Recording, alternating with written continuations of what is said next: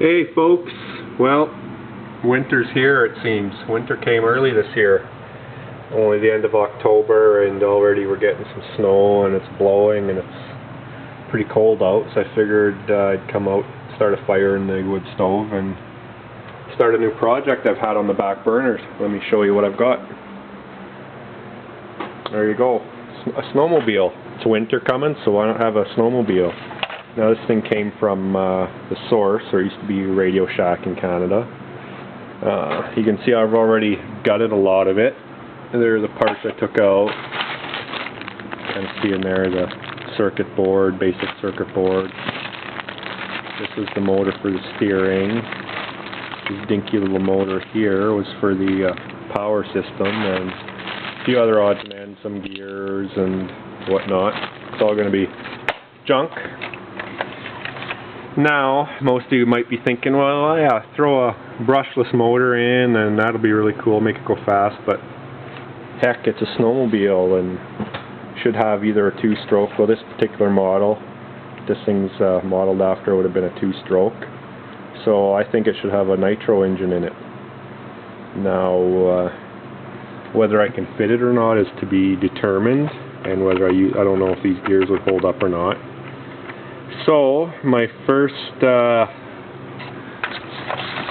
plan of attack is to gut all this stuff out of here, this plastic. Just take the Dremel, cut it all out, cut any posts that aren't needed out, to see if an existing motor that I already have, an old Duratrax motor, will fit. And then if it will, then I got to figure out how to interface between this drive shaft, this gear, and the motor. Now, maybe take this gear off, mount a metal gear on there of some sort with a reduction. No, I wouldn't need a reduction, to be honest, because I think a nitro motor would turn fast enough as long as it had enough torque.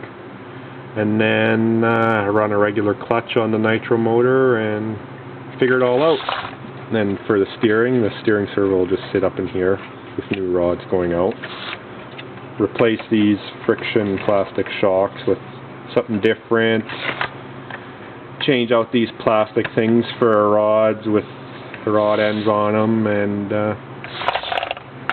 then back here where the battery went, that could be where the it's too dark in there, but there's more than enough room to hold the receiver and the receiver pack and that sort of thing. So it's kind of funny, you look at this, it's a 155 and yeah, it's not even close to scale. But whatever, it is what it is. Now, one thing I saw on here, where did it go?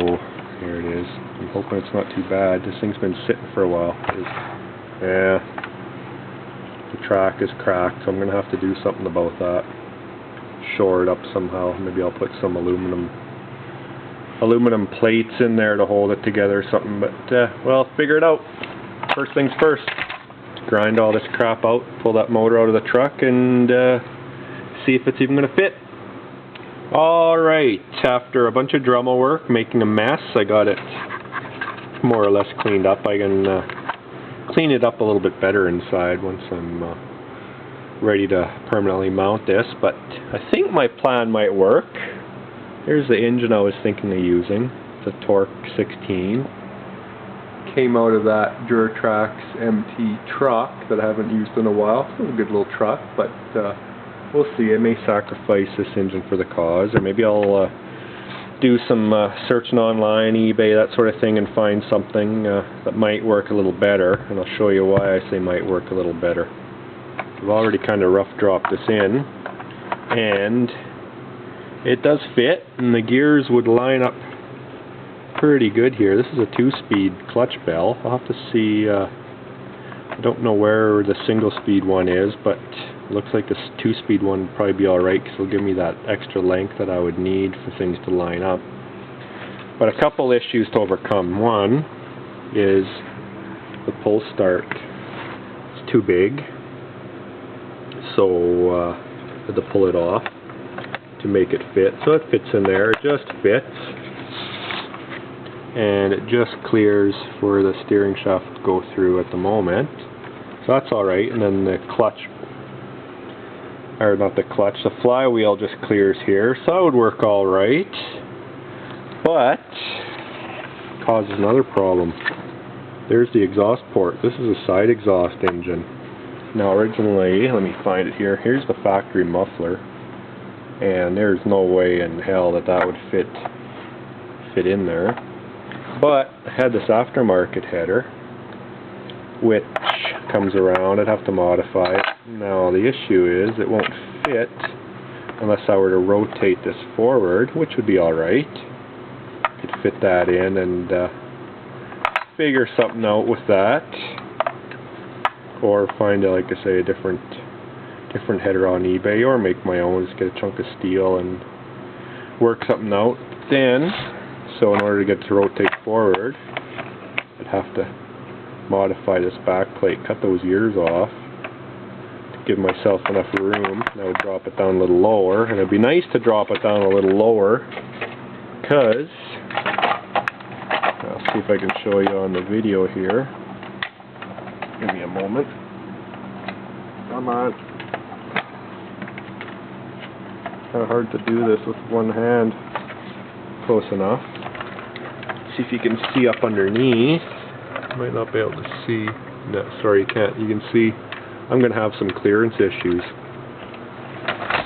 So I think an ideal situation would actually be to find a rear port engine. I think the Traxxas ones are like that. And hopefully something with a little bit longer clutch, but work with that if I had to. This has got a pretty big flywheel, so maybe some of the other engines have a smaller flywheel. I think the best bet, I don't necessarily want to ruin this engine, so I might want to get that other truck going. Let's find a rear flywheel, or a rear exhaust port for cheap or somewhere on eBay and work that. I could gain some clearance by cutting off one of these cooling fins, being that this would be a winter vehicle. I don't think I'd have to worry about cooling as long as I open up the hood for some cooling air. So